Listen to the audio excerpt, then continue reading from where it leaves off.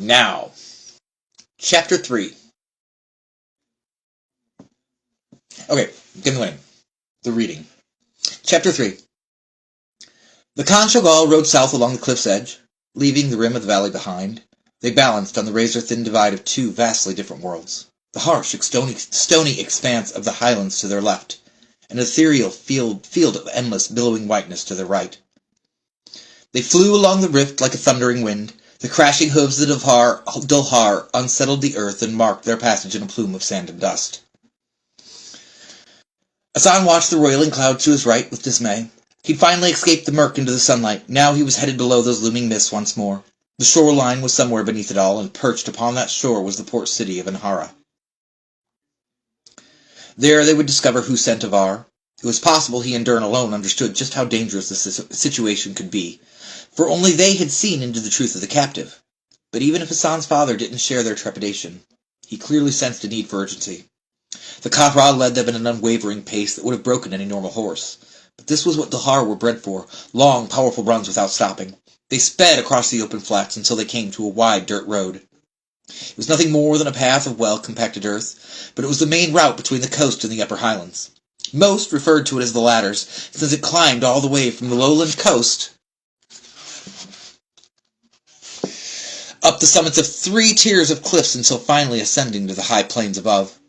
Due to the harsh environment of the highlands, it was only used through the summer months, but caravans of merchants trekked its rutted miles and winding ramps each year in a rush to be the first to supply the few fragments of civilization at its end after their long months of seclusion. They turned west down the ladders, and after several strides came to the twisting ramp that would lead them to the base of the cliffs. Unlike the naturally formed pass into their winter valley, this one was crafted by the hands of man. A smooth, downward-sloping walkway was carved into the rock face, zigzagging back and forth, until it vanished beneath the clouds. There was no clutter or loose stones, and it was comfortably wide enough to accommodate 2 wagons side by side. Their pace slowed only a little as the 6 of them descended. Asan felt his heart dim as the warmth of the sun was once more stolen by the enveloping overcast. Perhaps he felt its absence even more because they potentially rode into the jaws of some unknown danger. He couldn't help wondering if they'd be able to escape if the worst of his fears came to pass. Or would this be the last time he ever felt the caress of those brilliant rays again? He had no basis for discerning what this danger might be, but his instincts told him to be ready for anything. What if there were ships full of men like Avar? It was a terrifying thought, but Asan felt certain it was unlikely. A man filled with the kind of pure evil that was in Avar was rare. He believed, or at least he hoped. We ride slow and cautious from here. Oh no, they wound down through the layers of cloud bank and treetops until they finally reached the end, where the ramp opened up onto a large stone-cobbled road. There, Asan's father brought them to a halt. We ride slow and cautious from here, the Kahra told them. Keep your eyes open and be ready for a fight. When we reach the town, I plan to speak with my contact and be gone quickly. But if anyone interferes, we will show them why no one threatens the Khan Shogal. He looked to Shogal to see if he had anything to add, but the arms master was already in fight mode. He shook his head no and continued with his fierce stare. Asan and Dern rode behind his father and Shogal while the 2 guards flanked them on the sides. The forest they passed through was darker and older than the one that grew back in the valley. The massive, moss-covered trunks rose ominously skyward, their spires lost to view amidst the perpetual ceiling of haze. The air was pungent with brine and rot, and it clung to their skin like oil. Their clothes soaked up the mugginess like wicks and quickly grew lank and heavy. Everywhere they looked, they could see water. It pooled around the massive tree roots and ran in rivulets between the cobblestones. It wasn't this bad last time we were here, Asan whispered, questioningly to Dern. He came with a large band of his tribe for supplies when they first arrived at the onset of winter, and though it was humid and damp then, it was nothing like this. If the clouds can't go up the cliff, they have to drop their rain somewhere. Perhaps as the highlands fail beneath the onslaught of a slow withering, the coast is rotting away beneath an endless deluge. Dern seemed dismayed. I've seen signs of the decline everywhere I go, but nothing convinces me more than this. Asan grew silent and withdrawn after that. He wondered to himself why all of this was happening now. It started this morning when he ran into Dern. But the events that were threatening them were put in motion long before the old man began his manipulations. The land had been dying for some time before it was brought to his attention. These ships, seeking the Khan Shogal, must have sailed from somewhere. That takes time. Had his stubborn neglect left him completely ignorant of any signs? His father misread the spy. Could he have also misread other important clues that could have prevented this? It all came down to one concern. Had Hassan lived up to his duties, could he have seen the truths his father couldn't? That question was weighted with more than a share of guilt. Old Dern believed Hassan was the only one who could do something about the decline. He believed the current Ka-Ra wasn't capable, but the son somehow was, and to prove it to the young Ka, he walked right into his carefree morning and slapped him with a dose of reality. But was the old man right? Hassan fretted. Was there something he could do? And even if he could, had Dern woken him from his ignorance too late? Everything seemed to be crashing down on him all at once, and for a moment, Hassan felt panic take hold. "You did well back there with Abar," the soothing murmur of Dern's voice broke through the chaos in Hassan's mind. "You caught on to his treachery before I even figured it out." "Well, I did have the advantage of seeing him pull a knife on me," Hassan replied modestly.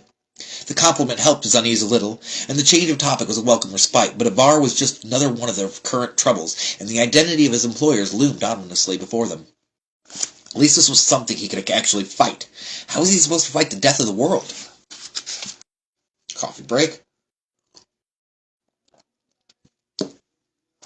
Hassan didn't get the chance to finish that thought, for as his group turned a final bend, he came face to face with the gates of the city. Though they were never well tended before, the wooden fortifications looked severely run down and dilapidated. The wall was constructed of upright logs, lashed side by side and dug into the ground for support, but it had seen better days. In places the timbers were sunk deep into the muck, providing very little hindrance, while in others the wood had decayed to the point of crumbling, leaving openings all along its face. The sentries, who stood watch, were nowhere in sight. The column braziers on each side of the gate were extinguished, and from the corrosion forming around the rims, they'd been so for some time. The road split and ran the length of the wall in both directions to access loading docks and warehouses for the merchant trains. The main city was off limits to horses and wagons. Its stilted platform construction was capable of accommodating such clientele. The only access to its interior was up a rickety case of stairs to the elevated walkways and storefronts above. The city was built like this out of necessity, or it would have been washed away by tides or storm surge long ago. Despite the logic of it, that restriction on horses was an immense sacrifice to ask of any Conchogal. They were one with their mounts and depended on them for safety.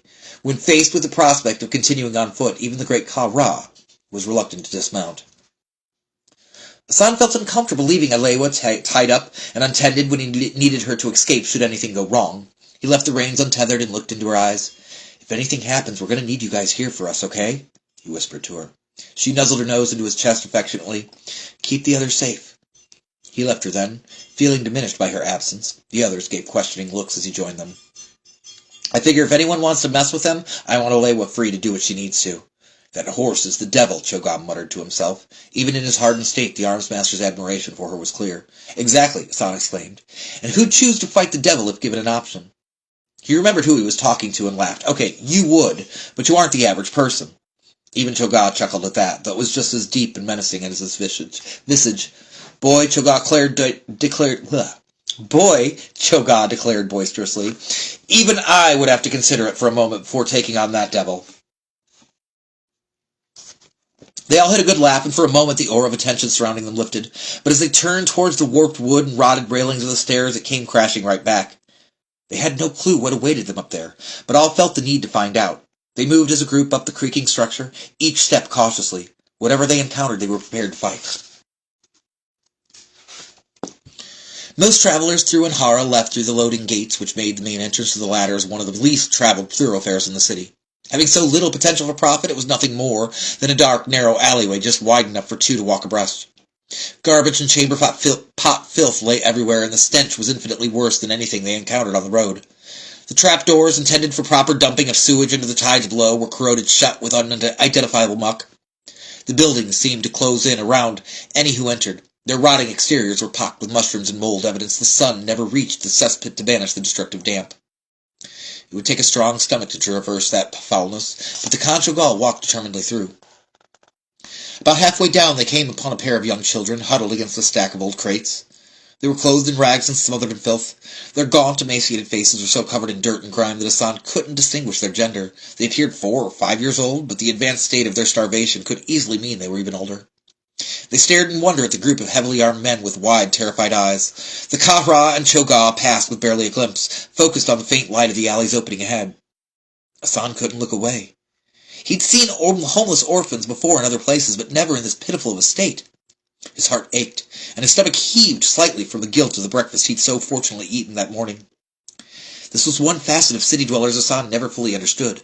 The Conchogal would never allow one of their people to go hungry or unclothed. Everyone was allowed to accumulate wealth, but a portion of everything went to the well-being of the tribe. It was because of this system no one was ever forgotten about. But here in the city, poverty could make people vanish from society. Without coin, they found themselves relegated to the outskirts of humanity.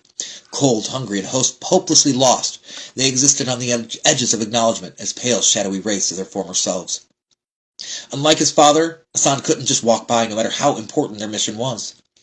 He reached into his pocket and withdrew a pouch of dried meat he carried whenever he traveled. He was already craving a lunch he wasn't likely to get, but he was willing to go hungry for the time it took them to return to their people. These children might not eat again for days. Who knew when they ate last? They whimpered as he knelt down near them, but their eyes grew wider and a little fear receded when he revealed what he offered. Like all boys his age, Hassan was always hungry. It usually required a large amount of jerky to keep him sated on the road. To them, his cachet must seem like a feast. They reached cautiously for it, visibly scared it would be taken away at any moment as some cruel jest. Go ahead. It's yours, all of it. The older child, possibly a girl, grabbed the bag suddenly and clasped it to her chest. Hassan held his hands up to show he meant no harm. Go ahead and eat. And give some to your, brother? Now that Hassan was close enough, he could tell the pair was a boy and a slightly older sister.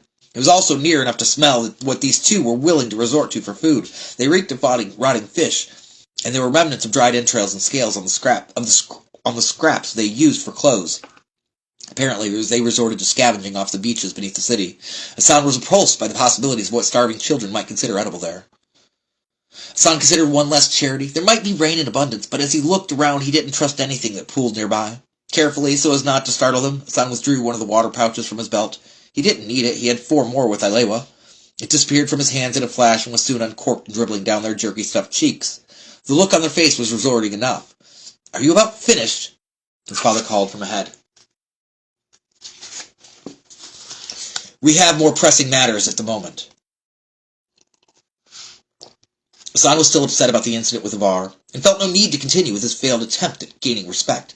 He knew what he was doing was right, and by his count, that made twice now that his father was wrong today. If Hassan was a worthy Ka, he needed to speak his mind. You say more pressing matters. We still don't know what it is. Hassan was making an attempt at imitating one of Dern's usual tones when correcting a student's error, though he wasn't sure how well it was working. Can you guarantee if we leave this alley we will face certain death? Because I know if these children don't get help now, they likely will die. Whose need is greater than whose? Hassan paused for a moment, while his words sank in. Another of Dern's tricks. His father looked flummoxed, and increasingly incensed. Hassan continued anyway. Besides, even if you can guarantee me that today is the day we die, I choose to leave this life knowing I did something to help someone before I go. Well, it's done, the Ka-Ra snapped back. He glared at his son, though what emotions fed it was unclear. It seemed his father hadn't decided how he felt about Hassan's new outspokenness, but this continual challenge of his authority was obviously tilting the scales in one direction. We can leave them with full bellies to die some other day. All you did was delay the inevitable. In this city there is no one who will help them when they grow hungry once more. Hassan stared back defiantly until his father turned away to proceed down the alley. Not surprisingly, Dern was there at his side to help him to his feet. He watched his pupil with a praising smile and then clapped him on the shoulder. You did the right thing, Hassan. It takes a good heart to stand up for what you did. That's why it's you who can make things better and not your father. The Ka-Ra is a kind and compassionate man, but those virtues only exist in him for his people. Whereas you look at the suffering of others, no matter who it is, and you want to do something about it. He was wrong to denounce your actions. He was wrong twice now. If I don't speak up, who will? There was a plea in Hassan's voice as he said it. He desperately wanted to know who else could tell his father when he was wrong. Cho'Gha was usually of the same mind, and though Dern was a trusted advisor, there was a strange tension between them he never understood. That left only Hassan to contest, and in doing so he believed he would destroy any chance of gaining his father's respect. Dern never answered. He nodded understandingly and led Hassan to join the others. As they neared the end of the alley, the air grew fresher, as it was stirred by a soft breeze. It smelled of dampened fish and rot, but it was immensely improved over the fetid brew fermenting in the stillness deeper in. A dim grayness replaced the moldering dark as the hazy light of the city intruded. If they were hesitant to march forward into danger, it was quickly overcome by their desire to escape the filth.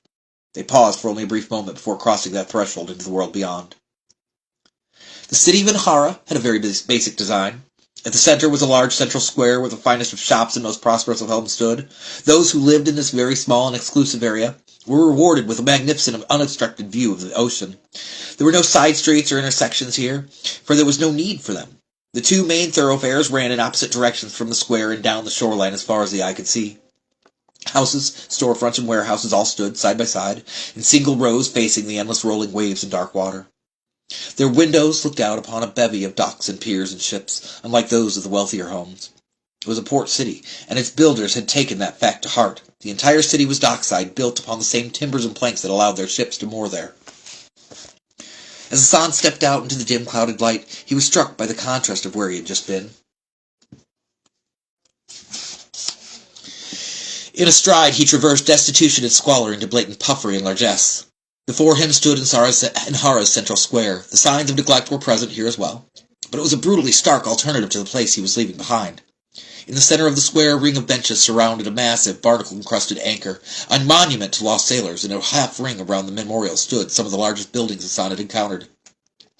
He always found it amazing they were capable of suspending these 3- and 4-story mansions on wooden timbers alone, but somehow they did it and crafted marvelous structures. All along street level was a variety of shops and inns, their prosperousness evident in their fanciful signs and colorful awnings. But not everything lent to the image of wealth. The winter's touch was evident even here. The constant rain had washed away any color from the buildings and left the wood grayed and cracked. Without coats of whitewash, the walls were unable to hide the streaks and splatters of seabird guano that endlessly accumulated. The flying perpetrators were constant residents in the port, and even the wealthy hid the signs instead of chasing them away. The birds nested all along the roofs and eaves of every building. The massive mounds and sticks and rubbish covered whatever shingles existed beneath so extensively the homes all looked thatched. Their incessant calls blended together to create a background chorus of squawks and screeches that competed with the steady bustle of human life in the streets below.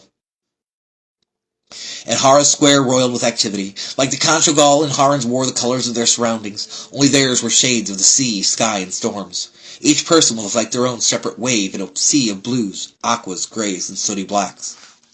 Merchants in fine doublets hawked their wares with haughty claims, and customers, wrapped in finery, walked from window to window, glancing to and fro. It wasn't nearly as active as Hassan remembered, but the fact that the spring season hadn't yet begun could play some part in it. As he looked around to take it all in, he locked on something that froze him where he stood. Hassan knew there could potentially be hundreds of ships docked in the city at one time, but as his eyes fell upon this particular pair, he was convinced they were the ones they sought. The 2 ships were moored to the south, as close to Anhara Square as possible without breaching the boundaries of the wealthy residence district. They were unlike any ships Hassan had ever seen. Their massive dark hulls rode high on the waves like a pair of floating fortresses. The sides were lined with rowing ports, and above those were slits for archers. They were vessels built for war. The sails were black and foreboding, even tied as they were. Above those dark cloaked masts flew 2 flags, the first clues as to the occupants. The lowest bore a gold coin upon a field of green. It seemed a rather innocuous symbol for such foreboding ships. Hassan wasn't sure what the highest one resembled. Perhaps 2 moons and a star? All he knew was he'd never seen either sigil before. Considering the threat inherent in those ominous vessels, he hoped never to see them again. Hassan nudged Dern to get his attention. When he looked to where Hassan pointed, his brow immediately grew furrowed. Whatever Dern knew, he could only assume by this look that it wasn't good. "Father," Hassan called, and pointed him in the same direction. "What are those?" Hassan mused aloud. "Vendoran slave ships." Dern answered with certainty, his voice suddenly uneasy. "Slave ships!" Hassan exclaimed angrily. "What would they possibly want with us? The Conchogal are not slaves."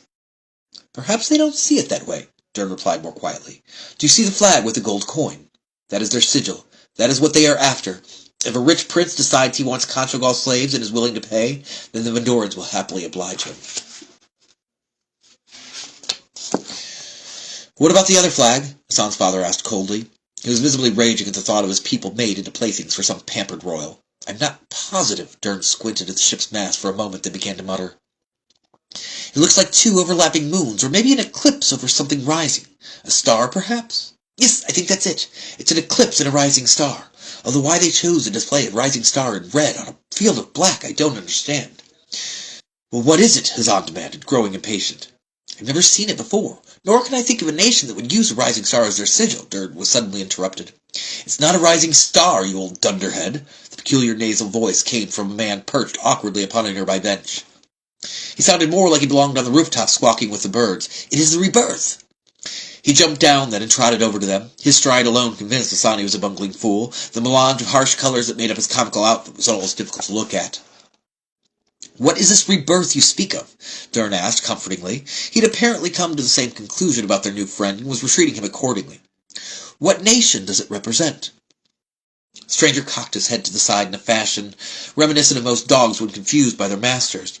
He looked in Dern's direction, but his glazed eyes seemed to look right through him. Hassan was beginning to wonder if they were even the direct focus of his conversation, or if he was speaking with the voices in his head, completely unaware of the people in front of him. Nations? Countries? Kingdoms? Dern led slowly, then pointed to the mysterious flag. Who does this rebirth represent? The stranger shook his head at the words as if they were buzzing flies around him. They began to scratch at his rear end obsessively, his attention lost to them. Dern was about to attempt again when the clouded guise faded and the squawking voice replied.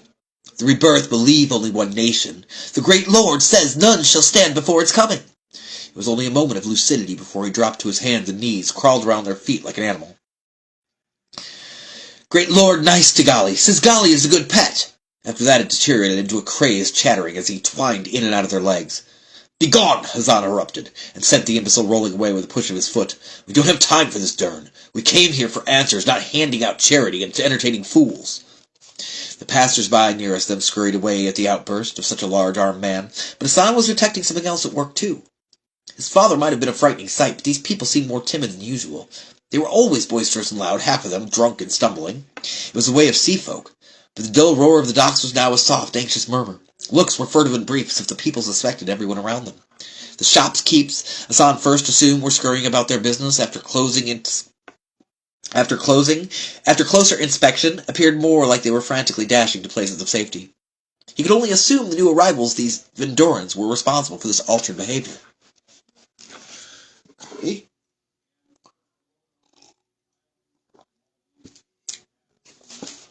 The Conchogal weren't frequent visitors, but they showed up to trade in the spring and early winter for as long as anyone could remember, and Harans of every class found a reason to greet the tribe's arrival. They were often welcomed warmly by the wealthy tradesmen, who hungered for the rare objects collected during their travels. The less profitable businesses saw a chance for gold and would send runners out to offer bargains of the century on bulk goods. Women fancied the chance to gawk at the fine-toned tribesmen in their tight leather. Even some of the conjugal women would find themselves courted, although the men who made that mistake rarely did so a second time. Drunkards on nearly every corner would jeer and taunt playfully in hopes of the chance to spar one of the great Highland warriors. The outcomes were always the same, but the losers were able to share the stories of the titanic clashes for a few more drinks. These weren't the responses the Conjugal received this time. Many of the people hurried on their way, making an obvious attempt to appear as if they saw nothing, but despite how masterfully they kept their heads averted, there were glances in the Conjugal's direction out of the corners of their eyes. Those who did look usually only did so briefly before hastily finding reasons to go inside. In the minutes since they arrived, the bustling square had quickly begun to empty out. Half the shops were now closed up, and the countless windows had mysteriously been shuttered. There were the ones who watched with unwavering focus. There were the others who watched with unwavering focus. They didn't flee or look away, they stared hungrily. Some did so slyly, appearing preoccupied with something else, while others blatantly glared at the new arrivals. Despite the differences intact, the looks in those eyes were born from the same impulse. Greed. They didn't see the great Conchogal, potential customers, or even fellow human beings. Those men saw gold and were just trying to decide how best to cash in. Chief, Dern uttered cautiously, who is your contact? And do they know we are coming? Hassan could tell by the tone in the old man's voice he was witnessing the same transformation taking place and feeling the same distress. Hassan, however, was still fully consumed by the ships and appeared annoyed by the question. Not that it matters, but Aldor, the trader. I deal with him every time we're here, and he's very generous with his prices. He's the reason I knew to come in the first place. It was his message that told me about the trouble. He folded his arms across his chest as if the matter was settled, but if Hassan had learned anything from the old cadre, it was never to think Dern was finished talking until he decided he was. So your relationship with this man is business? He makes money off of you? A typical Dern pause followed. Hassan had to admit his own imitation was nowhere near as masterful as the real thing. The look Dern gave the Ka-Ra was priceless. To those untrained, there was no insolence in that expectant smile, but mockery was written all over his face for those who knew him. Unlike with Hassan, he didn't wait for the chief to catch up before continuing. He wasn't carefully guiding his father's thoughts to the answer because he didn't expect the chief to get there on his own. Unless I'm as crazy as Dogboy over there, something is wrong here. These people are acting like they wish they'd never seen us, except for the ones who look like they've struck gold. Dern gestured around at the onlookers. Whether the scene being made was excuse enough or the lust for money had grown too strong, the watchers didn't turn away. Hassan and Cho'Gha really looked around themselves for the first time, and their hands immediately went for their blades at their sides.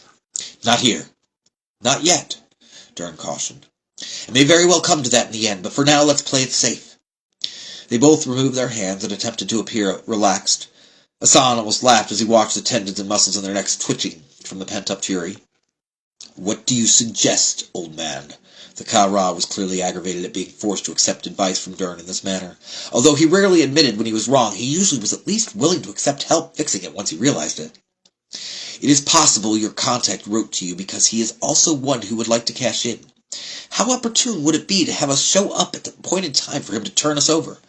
I ask you, what kind of friend sees slave ships looking for someone and not mention that in their warning? Why didn't he just tell us to run? No, if we meet your friend, I fear there will be someone else waiting. Dern spelled it out plainly for the chief, who just looked on dumbfounded. Despite his appearance, Hassan seemed to understand the basic point of Dern's ranting. Although it was likely he wasn't up to chasing this line of logic and was merely latching on to the relevant points. I know someone who might be able to help, Dern motioned for them to follow and continued talking while guiding them out of the square and onto the northern thoroughfare. He's not overly motivated by money, and my relationship with him is one of friendship. If there's anyone in this town we can trust for answers, it's him. They followed the old man obediently. The two giants of the group contained their rage, solemnly resigned to this fate, but displeased with it nonetheless. Hassan stood behind for a moment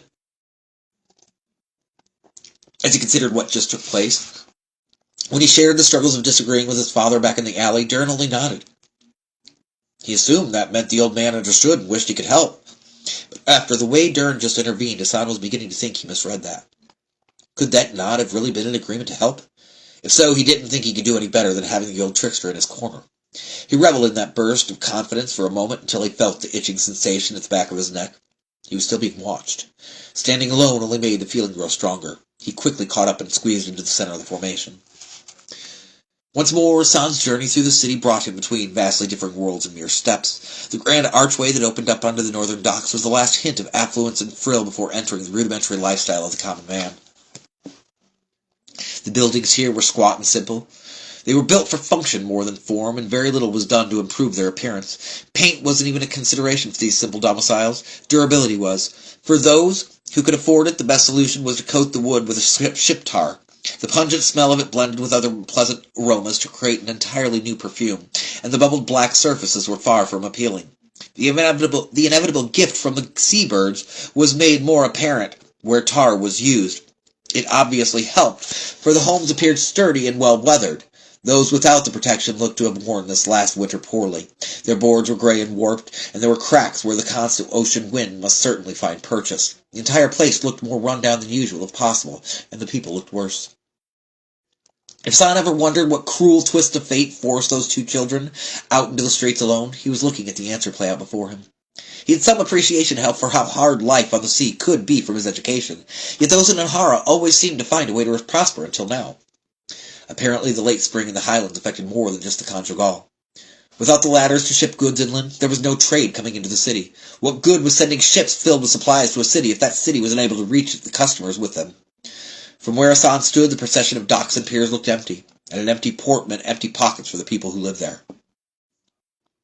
There were a few local vessels tied off, such as shipping boats and short-distance barges, but the large merchant ships from the south that usually arrived this time of year were nowhere in sight. The presence of the fishing boats granted even more evidence to Hassan's theory. Shouldn't they be bringing in the day's catch? Most of them appeared as if they hadn't seen open water in weeks. What was going on here? Was the world really falling apart? Hassan kept his eyes and ears open as they walked the seemingly endless wooden platform.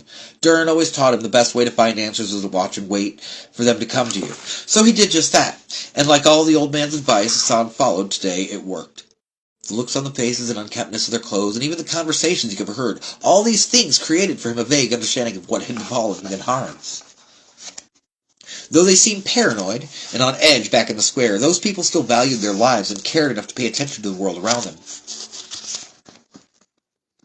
Here on the northern docks, the hope was all gone. Only a handful took notice of the Conchugal among them. A few disappeared inside, while most simply shrugged and continued the desultory nature of whatever task they were currently about. They weren't immune to greed, however, and Hassan saw those looks as well, but they were rare and brief encounters. A sly, covetous smirk glimpsed from the shadows before vanishing into a dank alleyway was usually all that gave them away. But for the most part, they barely drew attention. Shops were boarded up. Homes looked abandoned. It was clear these were hard times. Without visitors, the inns weren't brimming with light and music, and without incomes, and the dock workers weren't getting drunk and taking their antics into the streets. It felt lifeless and depressing. The few scenes of liveliness that drew Hassan's attention were often heart-wrenching but proved to be informative. In one encounter, a man dressed in aqua silk, a resident of the square, was confronting another much less prosperous man on the docks.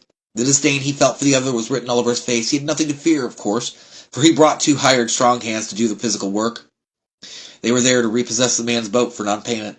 The boat's owners tried to plead his case by explaining the reason he couldn't pay, yet it had no effect. However, while its directed audience found the excuse inconsequential, Hassan welcomed the treasure trove of clues it contained. The constant rain did more than just rot wood and grow fungus here. It caused massive runoff into the surrounding coastal waters. The cloudiness killed off the kelp beds, and without those, the fish disappeared. The tale of the man's hardship cleared up Hassan's question about the untended fishing boats and added to the weight of evidence he was compiling on the mysterious decline. Durin was right. It was happening everywhere. From the highlands to the sea, the world was withering. Hassan wanted to stop right there and continue eavesdropping on the host of maladies at play in the poor man's downfall. But for once, he agreed with his father. The importance of discovering the mystery of the ships outweighed anything else. Hassan felt a growing sense that every minute they remained in Anhara, the danger only grew. Surely the messages had reached the ship's tenants that their quarry was in town. How many open palms approached the Vendorans with tales to trade for gold since they arrived? If the state of poverty was any clue, then he supposed their arrival brought a bounty to numerous people this day. His imaginings took hold, and he desperately wanted to get out of the open.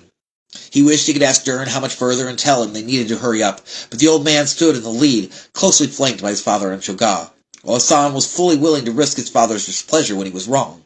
He wasn't about to act the coward in front of him. Whatever happened from here on out was going to happen whether they turned around or not. There was no point in quipping about it anymore. He needed to be prepared for anything, but his unease was testing all of his fortitude to keep from going for his blade.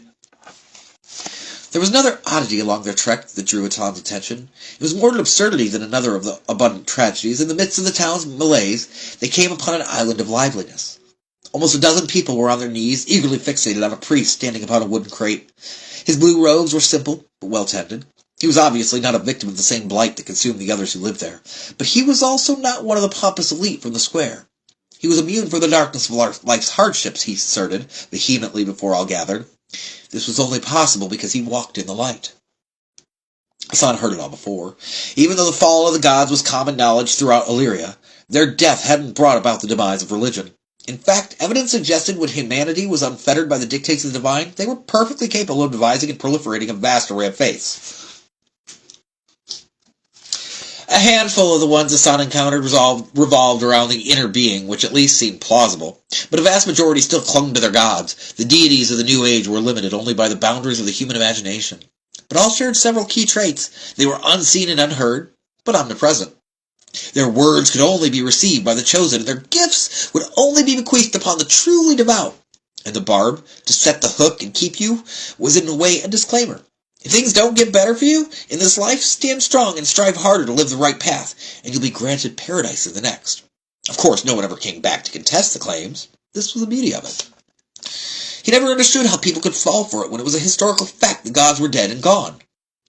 But that was the rub. Faith was key. You had to believe in it without proof, or else the magic wouldn't work for you. And of course, the end goal of these ruses was always the same: money. It was even evident in the show before him as he watched a collection basket being passed. Those kneeling emptied their pockets, but even passers-by were dropping coins in as they traced an odd symbol in the air with their hands. How many of those people needed that money for food tonight, but hoped by giving they assured their own future prosperity? And how much of that money was used to make sure the priest's robes were so finely pressed? It made him feel sick, and he almost turned his head away, but in the last moment, glimpsed the building behind the gathering. It was a church. Although a quick scan revealed why its parishioners were holding services outside. It was as rundown as the buildings around it. Obviously, the money wasn't going towards upkeep.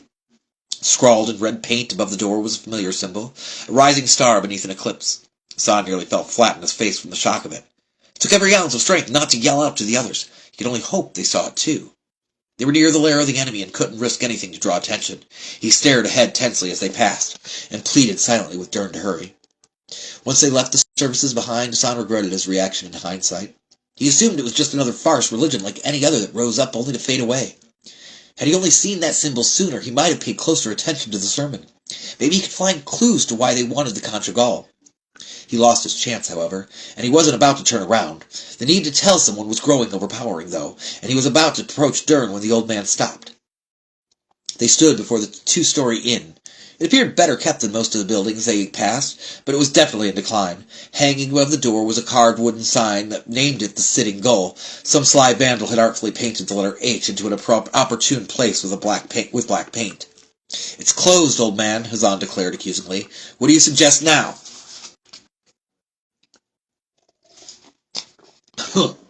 Dern walked to the door and gave a strange series of knuckle raps in an obvious code. Hassan was intrigued by the chance of this meeting. Of course, there was the need to know about the ships, and that was a big part of it. However, the chance to meet this friend of Dern was an added bonus. He knew the old man perhaps a little better than most, but he still had only scratched the surface. This encounter was a glimpse into a part of him he never knew. Dern had a friend from the city. It seemed odd to Hassan. While he found some city dwellers pleasant, constant life on the road left little time for stationary friends. When the door cracked open at last, he was surprised to see a young girl's face peek out. She looked bright and pretty, but considering she was at most 11 or 12, it was obvious this wasn't the person they came for. Dern greeted her with a smile and a complicated signal with his fingers, which he kept hidden within the folds of his cloak. The girl nodded in recognition, then looked back at those who accompanied the old man. "Were you followed?" she questioned suspiciously, glancing back the direction they came from.